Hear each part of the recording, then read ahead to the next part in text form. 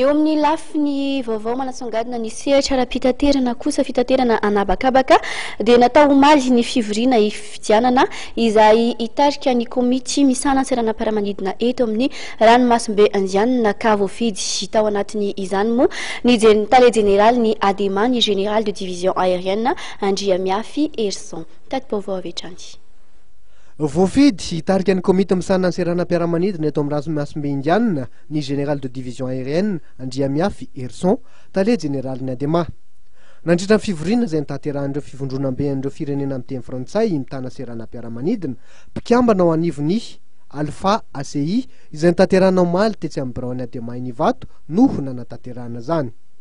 Ataoko famba riaria hotsika malagasy zany zavatra zany voalohany indrindra faharoa zany dia miteraka adidy be lehibe le izy satria anjarany tena zany no mampifondrona ny seranam-piaramanidina ao anatin'ny Océan Indien ireo ao anatin'izay vinavina zay efa be lehibe moa ny soldarana efa voasotro androany maraina anatin'ny resaka sécurité sûreté ny fampiarahana ny retimana ny fifanakalozana traikefa ny formation ny serasera zany rehetra zany dia efa misy axe be lehibe zany ny fanarahana androany ary be lehibe tokoa ny asa amin'io fa ny mahafinaritra moa zany dia samy tonga saina daholo eo anatin'ny commission hoe mila miara-mandeha ny seranam-piaramanidina miteny frantsay atao Océan.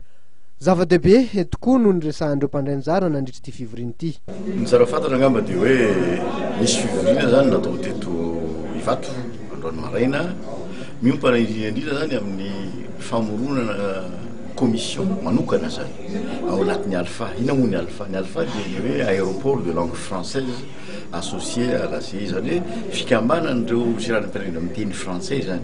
Raha teo koa zany io Alpha io dia karazan-drazany hoe raha atao amin'ny teny frantsay dia hoe franco-français zany zany hoe problème zay hoe frantsay ihany no resahana atao zany amin'izao fotoana zao zany raha ohatra ka hoe namorona ny commission Océan Indien zany dia tonga nieritreritra ny Alpha hoe manana ny olana manokana ny seranam-piaramanidina ao anatin'ny Océan Indien ka aleo zany avondrona zareo anatina fikambanana anankiray zay aomban'ny Alpha ihany zany fa mijery akaiky kokoa zany ny problème zay tandrify azy zay zany tena zava-dehibe amin'io.